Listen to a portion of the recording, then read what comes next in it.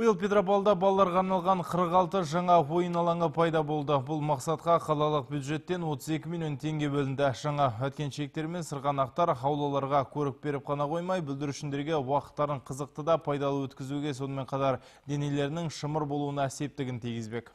Рига көшесіндегі 104-ші үй мен осы маңдағы балалар енді бос уақыттарын компьютер алдында өткізгенді емес, далада серуендегенді жөн көреді. Өйткені Жуырдамында жаңа ойын алаңы бой көтерді. Мұны тұрғындар көптен бері армандап жүрген болатын. Бұл мәселені қала әкімінің есептік кездесулерінде көтеріп, кейін өтініште жазды. Бұған дейін ауламыздағы ойын құрылғылары темірден жасалған, ескі еді. Балалар үшін үнемі алаңдайтынбыз, ұрынып, ауырып қалама деп. Осы жылдың қаңтар айында қала әкімінің атына өтініш жаздық. Қуанышымызға орай сұрауымыз жерде қалған жоқ. Жаңа ойын алаңын тез және тегін орнатып берді.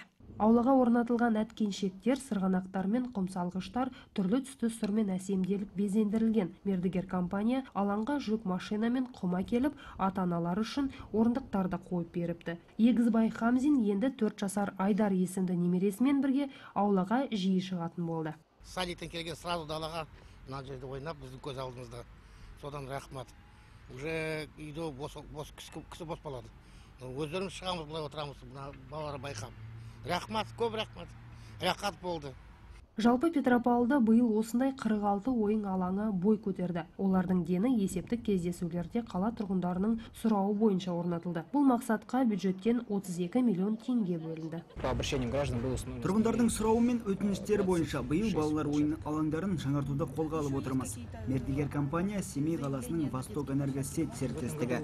Біріншіден үйлерін күтіп, аулаларын жақсы ұстайтын мекенжайлар қарастырылды. 1-2 күнде аулаларды жабдықтау аяқталатын болады. Кейін арнайы комиссия шығып, жұмысты қабылдайды. Биыл қалалық аулаларда 46 ойын орны жаңартылса, келесі жылы бұл іс жалғасын табады дейді мамандар. Әсіл Оразбаева, Азамат Жантөрин, ақпарат.